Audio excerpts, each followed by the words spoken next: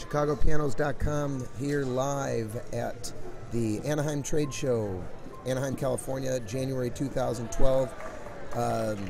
Showing you the new HP series from Roland. We will be carrying all of these products as soon as they become available. What we're sitting in front of right now is the HP507, and we are with Rick DePiro. Rick, say hello. Hello, Chicagoland. How are you? Welcome to Anaheim, to the NAMM show for 2012. This gives me a lot of pride to be able to show you. And this time, John, I'm unplugging the headphones. You're going to do that so first that this when time? When you do this, you can actually hear it. It's a good thing. Welcome again to NAMM. We're at Roland. This is the new HP507. There's a lot of things that have happened with this new top-of-the-line instrument that are really pretty amazing. Now, one of the main things, of course, is in our entire piano line, we now have this wonderful thing called the Supernatural piano, which is basically groundbreaking and industry-leading. If you want an explanation of it, we actually gave you an explanation of it in a previous video, or in a, let's say, an additional video on our series. So make sure you look up the HP503. We'll give you a little story about Supernatural. Yeah, we have an HP503 video on YouTube as well, so you can search for that product, and you'll get all the information about Supernatural. There you go. Now, on the action of this piano, this is our what's called a PHA3. All that really means is it was an action that was introduced a couple of years ago in our V piano. What it really represents to a piano player for the first time in history is that if you press a key, besides having escapement like on any grand piano and having wood tone keys, now wood tone is really cool because they're not wood. The problem with wood is it swells, it cracks, it sticks, but they look like wood, so aesthetically they have the same value. But again, if we don't need strings, why do we need wooden keys? So it's perfect. These are the same weight, same feel. They even have the exact same resonant factor for your hands as they would on a $100,000 concert grand. When you go halfway down, you feel a bump. That's called escapement on any grand piano. What it really means is when the jack and the hammer separate, because if it doesn't separate, when you strike a note on a grand piano, the hammer would stick to the string and you'd hear thunk. So in order for you to hear that really good resonating tone on a hand-built grand, the hammer has to fall just a little bit. That's called let-off. It's actually an inherent flaw, but it's necessary. We have it on all of our instruments at our upper end. Besides that now, from the escapement point down, from this bump, there's tone. No one's ever had that in the history of any electronic musical instrument. We're proud of it because now you can play triplets on a digital piano for the first time ever on the same key. So for a classical pianist or a jazz pianist to be able to just play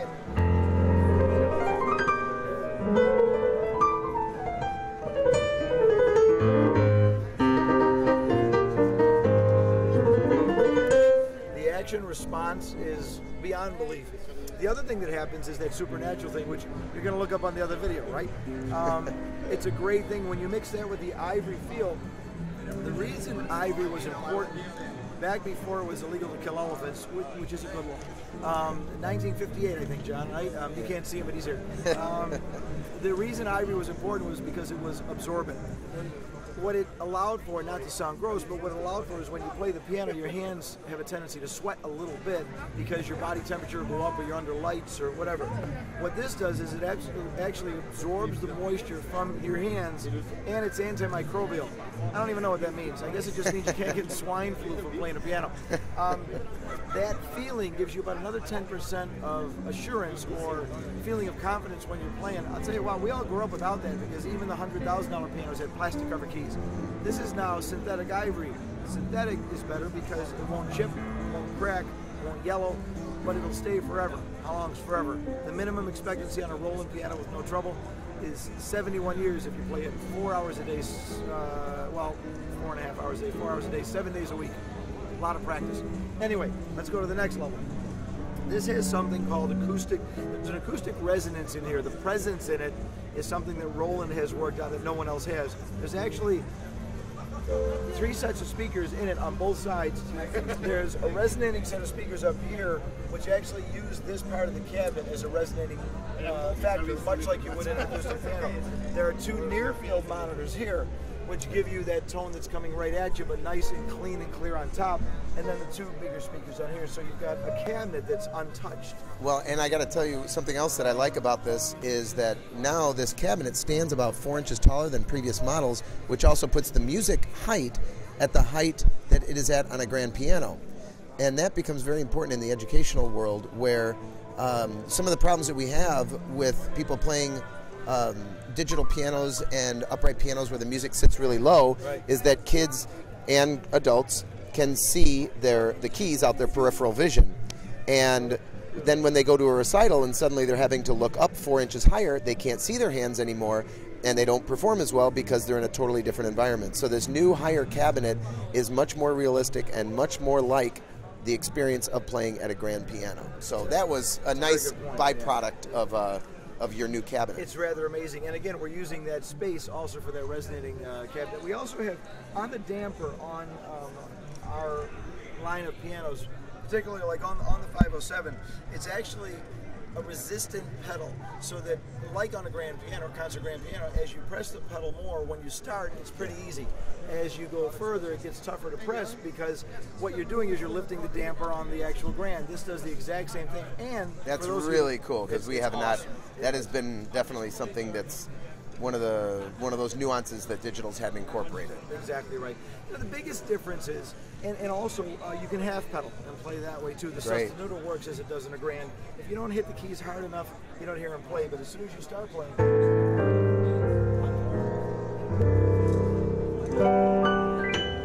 everything reacts the way it would on a concert grand. Now, people will talk about acoustic pianos and digitals. They'll talk about, well, is it a real piano?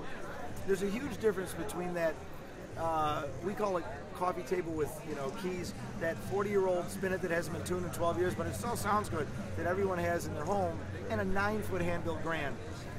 What Roland is to those pianos is, this is the 9-foot grand of digitals.